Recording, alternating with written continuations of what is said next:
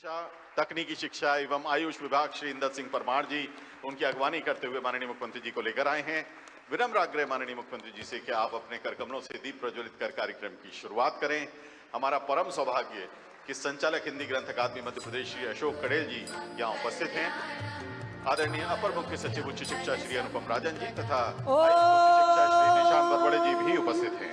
श्री गणेशाय नमः, सरस्वत्यै नमः, श्री गुरुभ्यो नमः। हरिः ओम। ओम यश्छन्दसां वृषभो विश्वरूपः, बहुत बहुत धन्यवाद। माननीय मुख्यमंत्री जी से विनम्र आग्रह कि कृपया मंच पर आकर सादर अपना स्थान ग्रहण करें।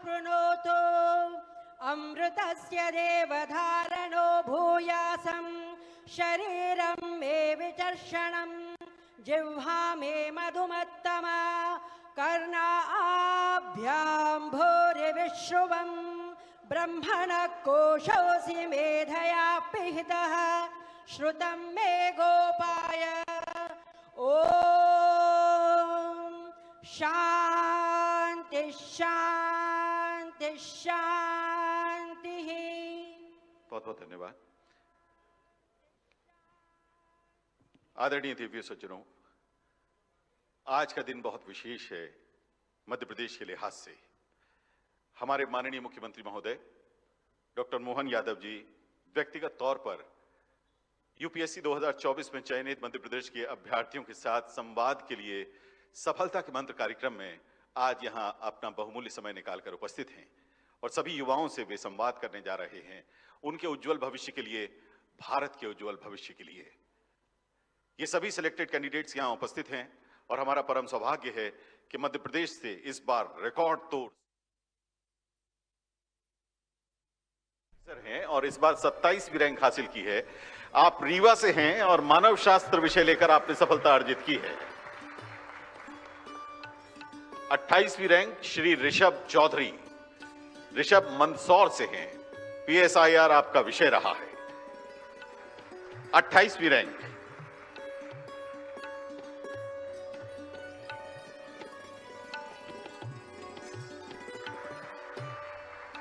अड़तीसवीं रैंक श्री अभिषेक शर्मा जी, आप भौतिक शास्त्र विषय लेकर सफल हुए। मुरैना से आप बिलोंग करते हैं। जौरा में आपकी पैदाइश हुई और मैनेट भोपाल से आपने एजुकेशन हासिल की। 38वीं रैंक श्री अभिषेक शर्मा जी। 58वीं रैंक श्री क्षितिज आदित्य शर्मा भोपाल से विधि विषय लेकर आपने 58वीं रैंक हासिल की। इससे पूर्ववर्ती वर्ष के आप आईआरएस ऑफिसर हैं। श्री क्षितिज आदित्य शर्मा। फरखंदा कुरैशी जी 67वीं रैंक बालाघाट से भूगोल विषय लेकर आप सफल हुई हैं। जोरदार तालियां।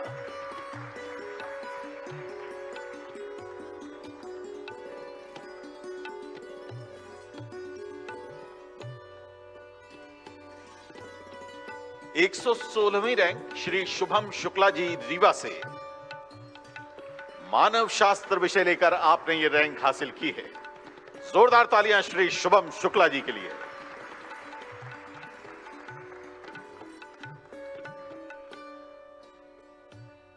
एक 159वीं रैंक श्री श्लोक वाइकर इंदौर से पीएसआईआर विषय के साथ आपने ये रैंक हासिल की है।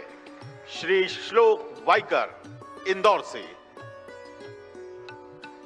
159वीं रैंक।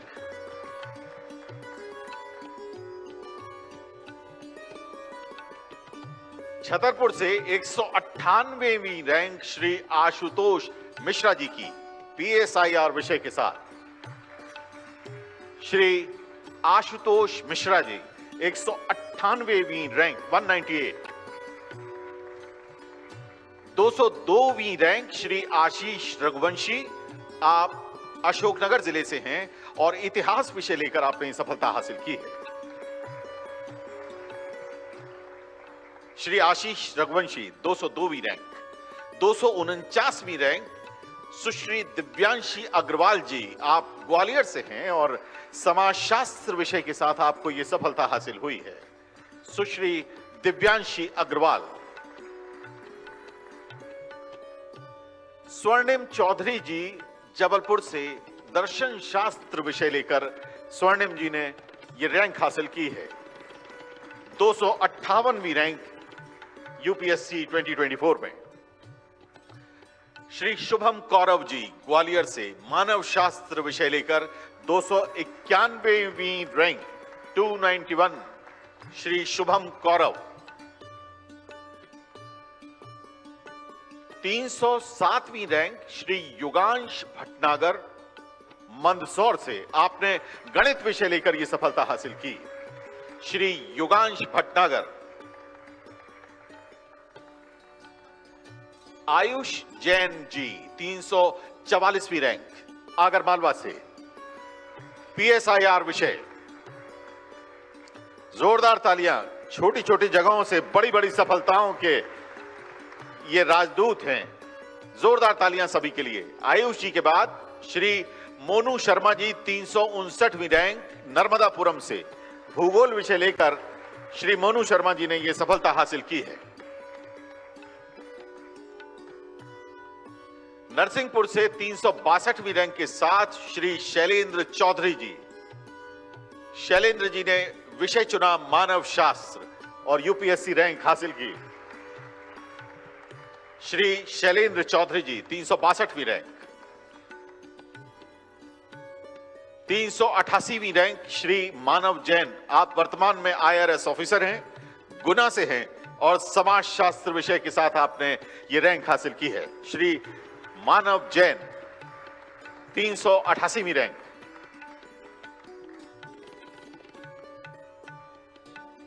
श्री विवेक यादव जी 413वीं रैंक अशोकनगर जिले से, इतिहास विषय के साथ आपने ये सफलता हासिल की है।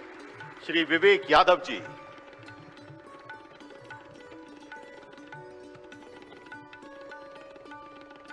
श्री अन्वेष गुप्ता जी राजगढ़ से, गणित विषय लेकर आपने परीक्षा दी और 426वीं रैंक हासिल की।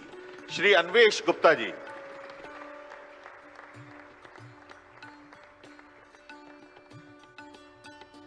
चार 486वीं रैंक श्री रोहित राय बंसल जी, श्योपुर से, पीएसआईआर विषय के साथ। श्री रोहित राय बंसल 486वीं रैंक।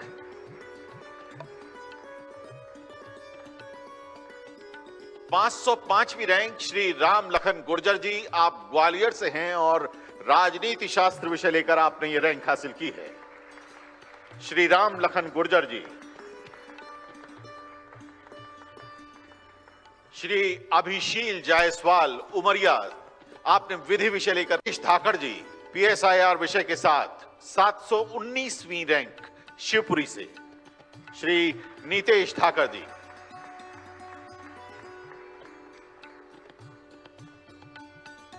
श्री सिद्धार्थ कौशल जी 749वीं रैंक टीकमगढ़, राजनीति शास्त्र विषय लेकर आपने ये सफलता हासिल की। श्री सिद्धार्थ कौशल जी। श्री प्रतीक सिसोदिया जी उज्जैन से, समाजशास्त्र विषय लेकर 753वीं रैंक हासिल की। श्री प्रतीक सिसोदिया जी।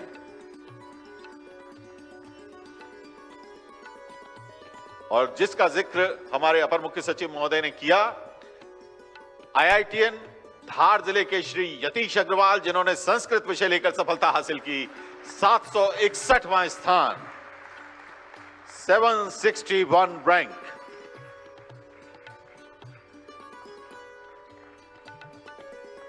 आदरणीय देवांगी मीना जी गुना जिले से, भूगोल विषय लेकर आपने 764वीं रैंक हासिल की।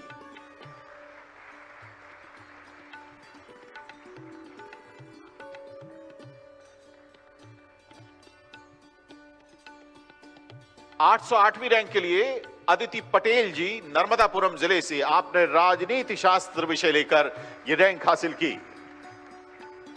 सुश्री अदिति पटेल नर्मदापुरम से। सुश्री रागिनी गोयल भिंड से। आप आईआईटी गुवाहाटी से ग्रेजुएट हैं मैकेनिकल इंजीनियरिंग में। 870वीं रैंक आपको हासिल हुई है।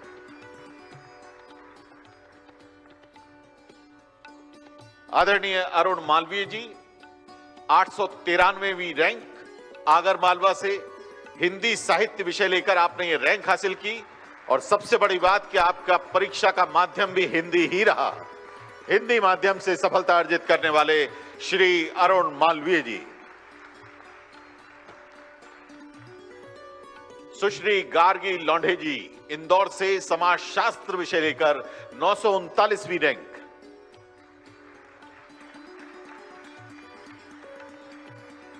नौ 943 रैंक है श्री ऋतिक दौने जी की इंदौर से और आपने विषय लिखा गणित।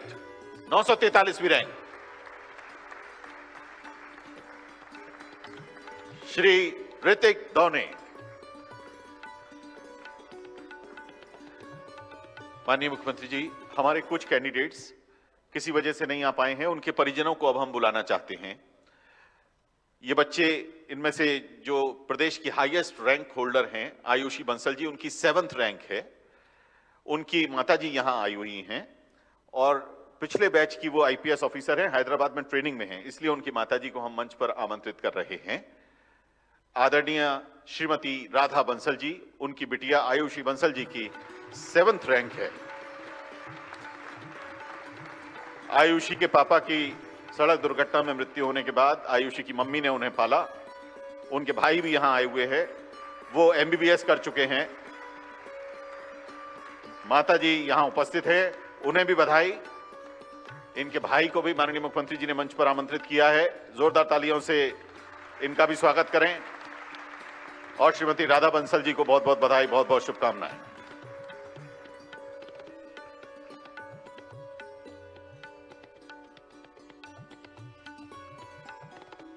एक 191वीं रैंक हासिल हुई है श्री मुकुंद सिंह चाहर जी को।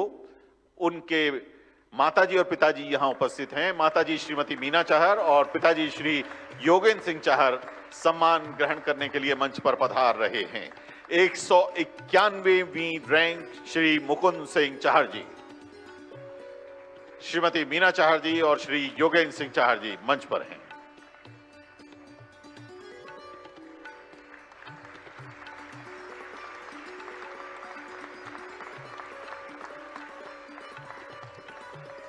आदरणीय कृतिका नौगरैया जी को 400वीं रैंक हासिल हुई है। उनके पिताश्री श्री सतीश नौगरैया जी मंच पर पधार रहे हैं। बिटिया की यश पताका को यहां संभालने के लिए उन्हें सम्मानित किया जा रहा है। श्री सतीश नौगरैया जी को सुश्री कृतिका नौगरैया जी की 400वीं रैंक पर माननीय मुख्यमंत्री जी द्वारा सम्मान प्राप्त हो रहा है।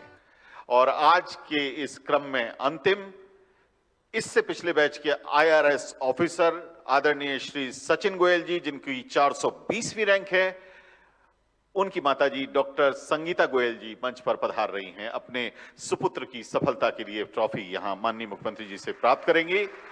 संगीता जी के 2 पुत्र पिछले बैच में आईआरएस ऑफिसर बने, दोनों ही इस समय ट्रेनिंग में हैं और वे नहीं हैं, इसलिए उनकी तरफ से वे यहां ये सम्मान प्राप्त कर रही हैं। बहुत बहुत धन्यवाद माननीय मुख्यमंत्री जी, बहुत बहुत धन्यवाद माननीय मंत्री महोदय। कृपया आप ससम्मान स्थान ग्रहण करें।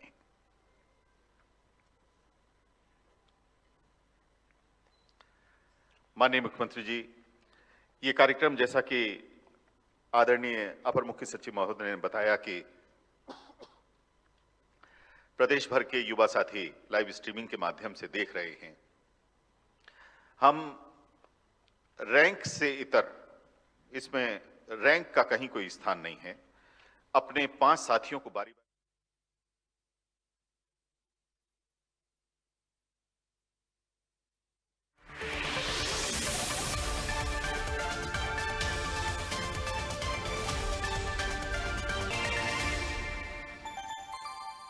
मैं आपको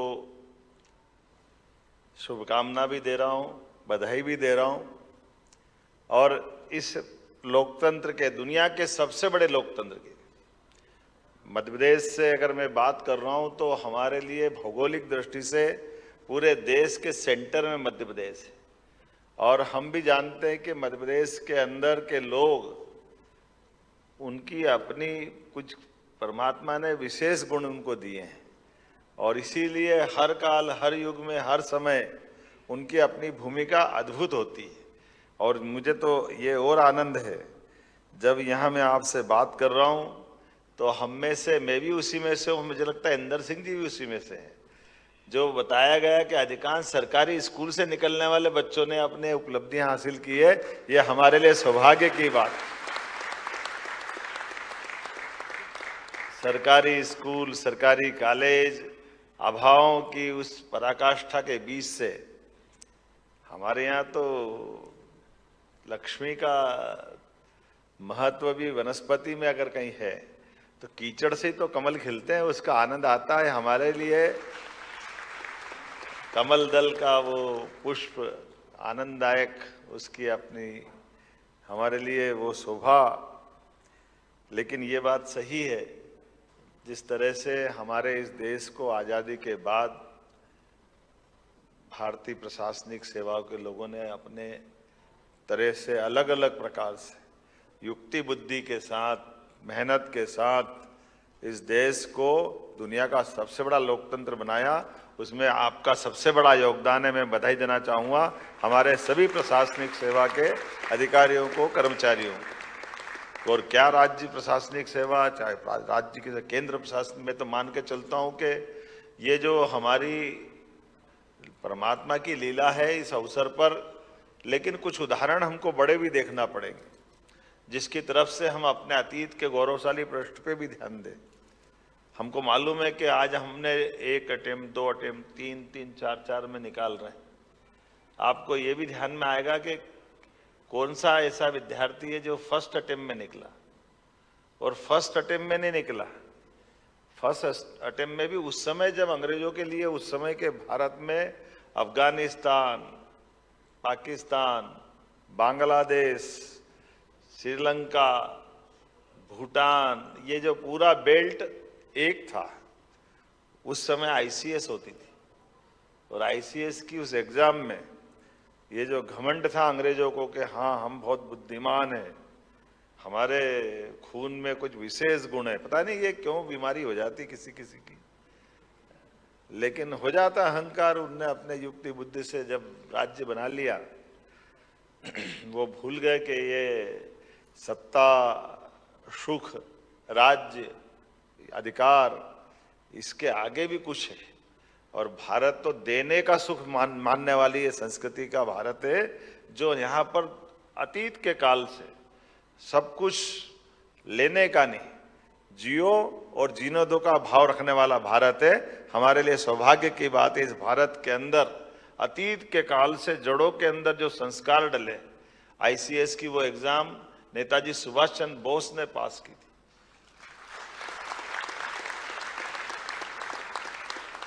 और 23 साल की उम्र में पास की, और केवल पास करने में विश्वास नहीं था, उस समय की वो प्रावीण्य सूची में भी आए। और प्रावीण्य सूची में आने के बाद आमतौर पर कभी किसी से पूछोगे जरा भैया तुम प्रावीण्य में आ गए, तुम घर आ जाओ, बड़ा कठिन जाएगा ना, जाएगा कि नहीं जाएगा। पहली बात तो प्रावीण्य में आना ही कठिन है, और आने के बाद वहां से वापस आना। लेकिन ये आज़ादी के मतवालों का, भारतीय नौजवानों का उस समय की जो संकल्प शक्ति है, वो उत्कृष्ट उदाहरण था। उन्हें लात मार दी, बोले मुझे खाली केवल दिखाना था कि केवल तुम में अकल नहीं है, अकल हम में भी है। यह रिकॉर्ड उनने बनाया था। लेकिन ये उस समय के, उस दौर की बात मान लो जब हमारे लिए आज़ादी की ज़्यादा महत्ता थी। हमारी योग्यता, क्षमता के आधार पर हम अपने देश की स्वतंत्रता के लिए भी काम कर रहे थे, देश के सामने भारतीय प्रतिभा का प्रदर्शन भी कर रहे थे, और देश की चुनौतियों के लिए अपने व्यक्तिगत सुख, लाभ, वैभव को अलग हटाकर हम अपने उस मूल उद्देश्य के लिए, आज़ादी के लिए जो लड़ रहे थे लोग, वो उस तरह की बात मान लें। लेकिन जब आज़ादी मिल गई तो इस आज़ादी की कीमत भी हमको याद रखना है। आज़ादी भारत की, स्वतंत्र भारत की दृष्टि से समग्र भारत की दृष्टि से अगर सोचे तो 1000 साल पृथ्वीराज सिंह चौहान आखिरी बार हमारे भारत के शासक रहे। उसके बाद के काल में अलग अलग शासन की बहुत सारी धारा है, लेकिन वो धाराओं की जड़ अपने देश से नहीं जुड़ती, इसमें कोई संकोच नहीं। लेकिन सच्चे अर्थों में जब हमारी आज़ादी 1947 में मिली है, उसके बाद भारत ने जो करवट बदली है, ये आज का ही देश है कि हमारे लिए एक चाय वाला प्रधानमंत्री है और एक गाय वाला आपके सामने बोल रही है।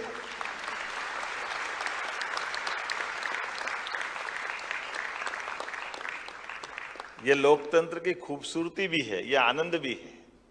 हमारे परिवार के अंदर कठिनाइयां हैं, किसके नहीं है, लेकिन जब हम कहीं किसी न किसी कारण से आगे बढ़ते हैं तो हम आगे बढ़ने के साथ साथ पीछे वालों को भी नहीं भूलें, उनका भी स्मरण रखें, जड़ों से जुड़ करके चले। अपने सुख वैभव आनंद की तो कौन कल्पना नहीं करता, लेकिन हमारे सुख आनंद वैभव के पीछे हमारी जवाबदारी हमको बुलाती। कई उदाहरण भरे पड़े हैं, मैं 2 उदाहरण देना चाहूंगा अतीत के काल के। एक काल 2000 साल पहले का विक्रमादित्य काल का है। विक्रमादित्य के काल में शकों ने पूरे, उस समय का भारत तो आर्यावर्त था, हिंदू कुश के आगे तक का भारत माना जाता था, और ऐसे में पूरा भारत शकों के आक्रमण के बाद गुलाम हो गया। और उस गुलामी के दौर में भारत को मुक्त कराने का विक्रमादित्य ने 11 साल की उम्र से अभियान चलाया। 16 साल 5 साल में पूरा देश मुक्त करा दिया। लेकिन मुक्त कराने के बाद उस काल के क्रम में एक घटनाक्रम ये भी घटा कि शकों की राजकुमारी से विक्रमादित्य का विवाह भी हो गया।